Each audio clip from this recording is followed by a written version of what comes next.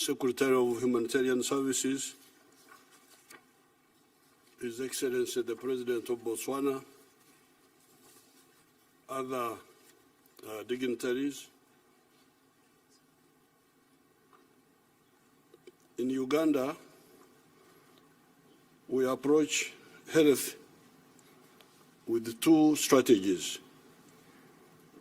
Just, I imagine, as it is done in many countries. The two strategies for health are preventive health care on the one hand, and curative health care in case somebody gets sick. Prevention, number one, cure if you can't prevent. That's our strategy. The preventive health care includes the following.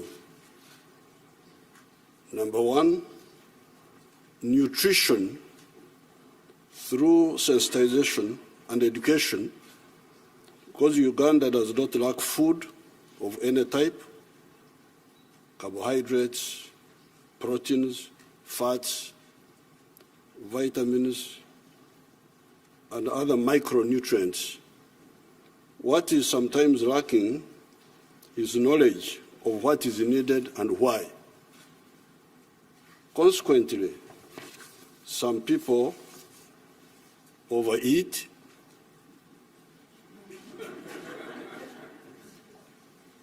others undereat, and others miseat. In other words, eat what they do not need and fail to eat what they need. Income inequalities, especially in the towns where there are unemployed persons that no longer have access to land, sometimes causes malnutrition. Because in Uganda, most families have land. It is not like in other parts of the world where many people don't have land. In Uganda, it is the other way around. Almost everybody has land. So those who have land, they grow their own food. So the problem is not food, it is to know what food to eat and why. So the second preventive measure is hygiene. Hand washing, proper waste disposal, including latrines and waterborne sewage systems. This eliminates many diseases such as cholera, intestinal worms, hepatitis A, etc.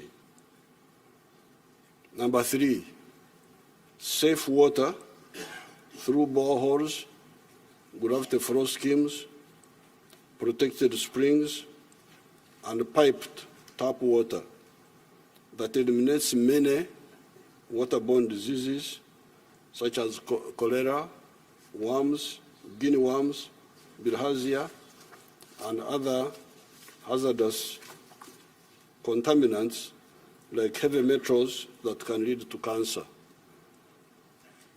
Number four, vaccination that prevented smallpox and vaccinations that prevent the following diseases: polio, severe forms of TB, tetanus, whooping cough, diphtheria, hepatitis B, cases of pneumonia, severe diarrhea, yellow fever, anti-HPV. Anti-HPV is against cervical cancer, in our young girls, and COVID-19. Number five, malaria prevention through the use of larvicides. If we could concentrate on that line, larvicides, killing the larvae of malaria or of mosquitoes before they become mature mosquitoes. Draining of stagnant water, because Uganda has got a lot of water. 20% of Uganda is under fresh water. So that water is good for us, but also good for our enemies. So if we don't work on it, it can be a problem. The use of treated bed nets, etc. Number 6, behavior change that has helped us to deal with HIV/AIDS, because this is a behavior problem, mainly. AIDS, you go and look for it, doesn't look for you. Corona-19, again, this is partially a behavior problem, but especially Ebola. I'm glad the Secretary was recognizing our recent little victory against this Ebola. When this Ebola came up recently, there's a new clan. There are different clans of Ebola. There is Ebola Congo and Ebola Sudan. So the one which visited us recently was Ebola Sudan. And people were panicking. I say, but why are you panicking? This is very simple. This disease does not attack you unless you come in physical contact with the one who has got the virus. And not just casual contact, intimate contact. Because it goes through a few places. If the Ebola virus falls on your arm here, it will not affect you. It will not affect you if it goes into the eyes, the nose, the mouth, or through sexual interaction. So I told our people, but you know how the Ebola is going. Let's stop it. They were running around, but we stopped it. It's not such a big issue. Number 7, lifestyle diseases, such as hypertension, diabetes, heart attacks, kidney diseases, cancers, alcoholism, etc. These can be prevented in many cases by appropriate conduct, e.g., not overeating. Why do you eat too much? Not smoking, not taking excessive alcohol, and exercising, etc. Number 8, this is all in the prevention. Protecting the environment, especially the quality of the air, that can help us to prevent some of the respiratory canal diseases. Some of the pollutants can go through food chains, e.g. agrochemicals. Polluting water sources becomes therefore crucial. Those sources must be protected by ensuring that there are vegetation belts around the water bodies, e.g. forests, shrubs, etc., to make sure that we leave vegetation belts around the lakes, around the rivers, around the wells, so that they can filter out for us all these pollutants. By being serious on the above 8 points, if you are serious on these 8, which I have listed here, you eliminate 75% of all possible sicknesses that can afflict our people. That then leaves us with the 25% to deal with.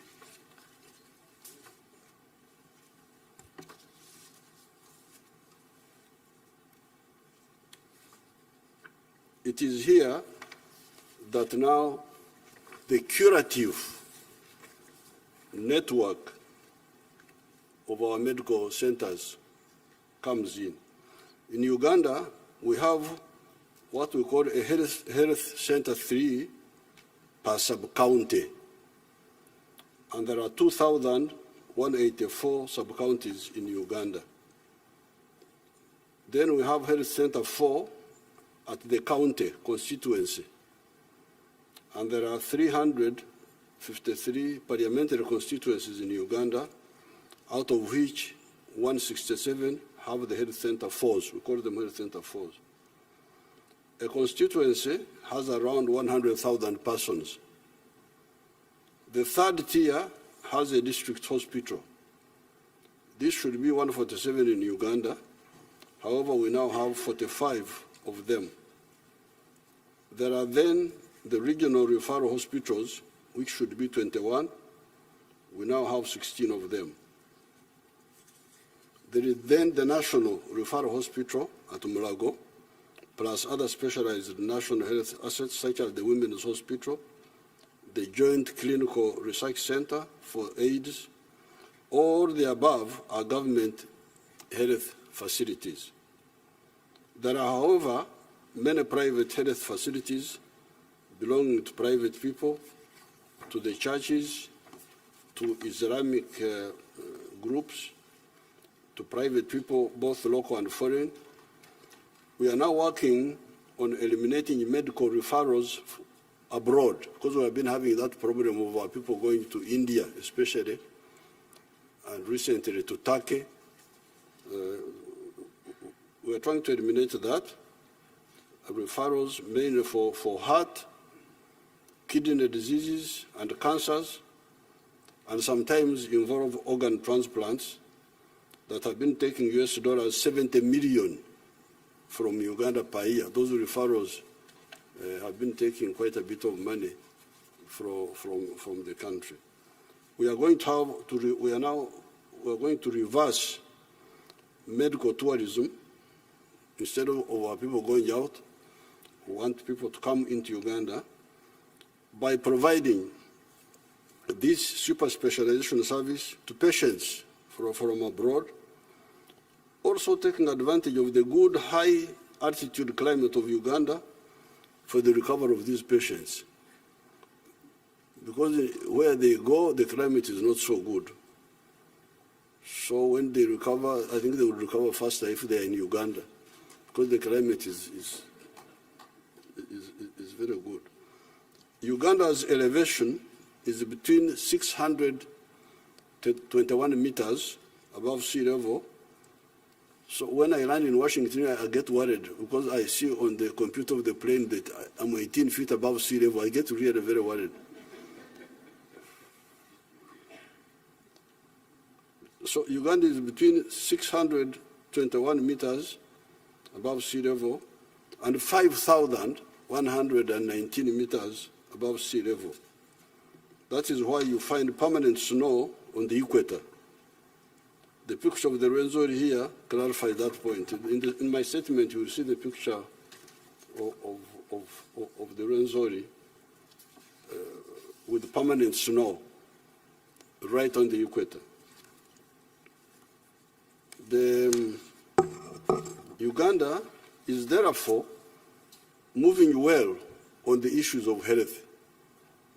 The pressure is to cause our doctors in the districts and nationally to put more emphasis on public health, avoid the sicknesses, instead of waiting for people to be sick and then get treated. This has been part of the colonial training of the doctors. The doctors, the way they are trained they were trained in the past. It was for them to ambush the diseases, wait for people to be sick so that they are treated. But why do you wait for people to be sick? Why don't you stop it? This is our emphasis. They have that orientation. We are trying to convince them to please educate the people so that they don't get sick instead of waiting for them to be sick. That is how our population has risen from 14 million in 1986 to now more than 43 million. The population in 1986 was only 14 million, but it is now 43 million, and it will be 106 million by 2050. So don't worry about this population. I know some people are worried about population, but Africa has actually been underpopulated. So when you are worried about population, don't worry about Africa.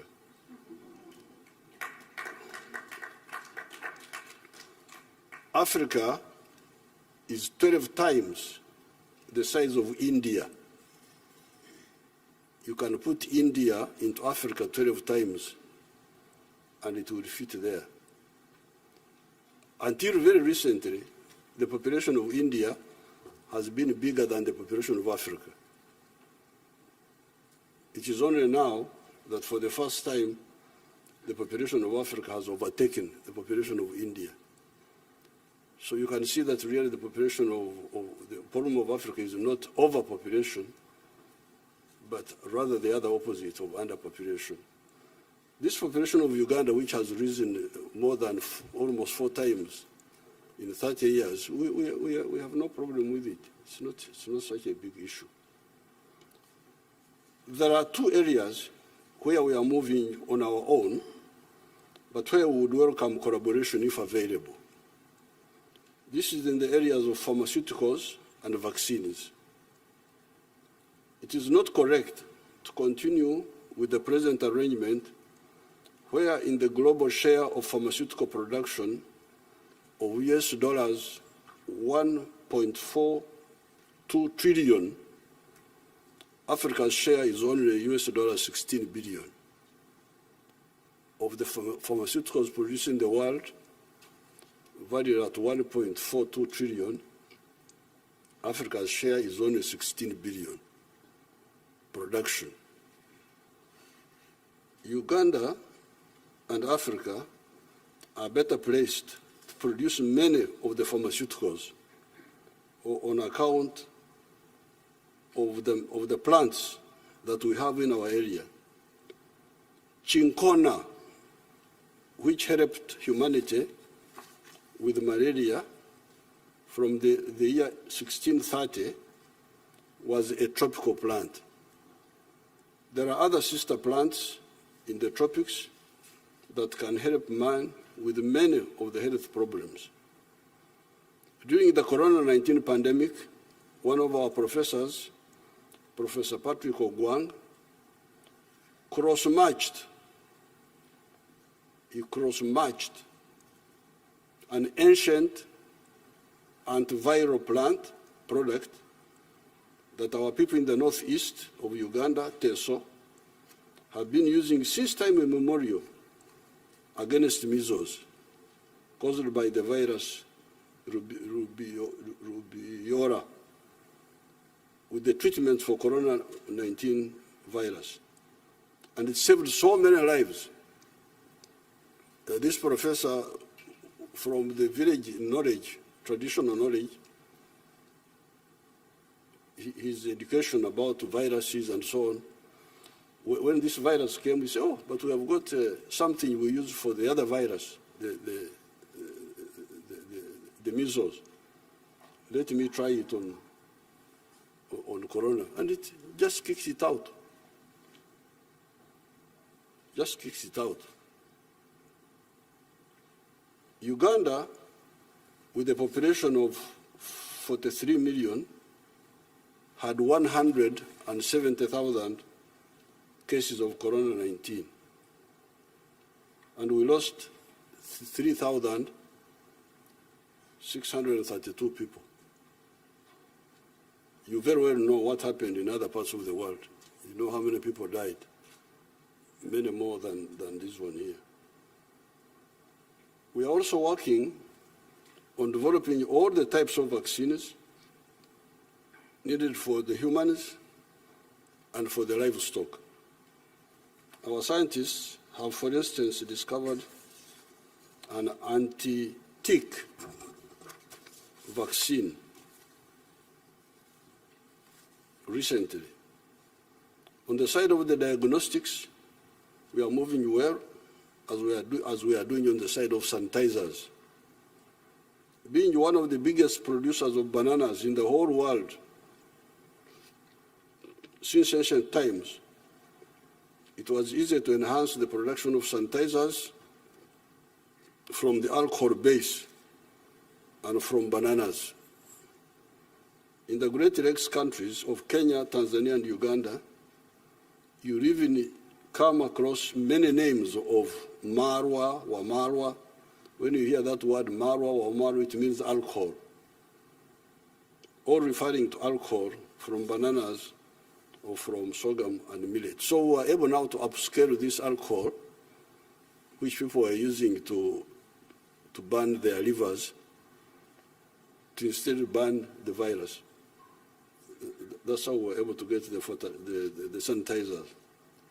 In conclusion, from Uganda's point of view, we invite friends like the United States and brothers like the African brothers who are here to cooperate with us in the production of vaccines and pharmaceuticals for the improvement of global health.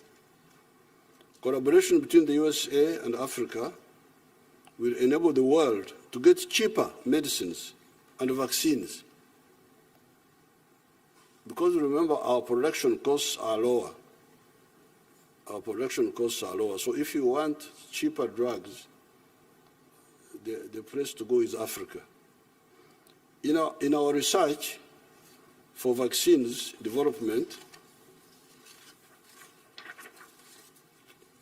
we found that we need 17 input chemicals and reagents, including the one known as beta-propiolactone. When we are developing these vaccines, we find we need chemicals and reagents, and one of them is this one. Because I take close interest in this, you may think that I know something about chemistry, but this is just plagiarizing, stealing the knowledge of others. And when I speak, people think, oh, the man is informed.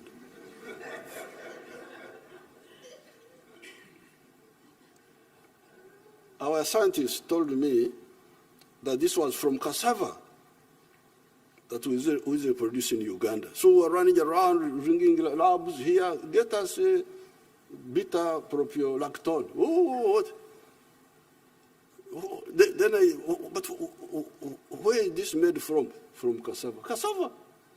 But we have all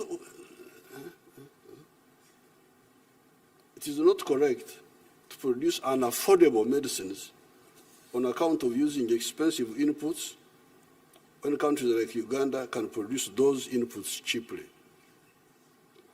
Our part of the world, the Great Lakes area, had little contact with the outside world until 1841, when an Arab man by the name of Ahmed bin Ibrahim became the first non-black person to come to our area. We had never seen a non-black person until 1841 when an Arab came. And people looked at him. They didn't know that he had a skin. They thought he had no skin because he was the first non-black people they saw. So in those times, people were traveling by ships and walking on foot for 1,000 miles from the ocean. That slow way of movement, nevertheless, did not stop those travelers bringing the terrible smallpox called Omze, Ebkacha, Kawari in our languages in 1894 that killed so many people. Those travelers who came from outside brought us terrible smallpox in 1894. If epidemics could spread in spite of the slow pace of movement of those days, how about now when people can hop from continent to continent in a matter of hours by aircraft? The recent phenomenon of COVID-19 has clearly shown this. This therefore means that especially with epidemics, like the Secretary said, the health of one is the health of all. I thank you, Your Excellencies.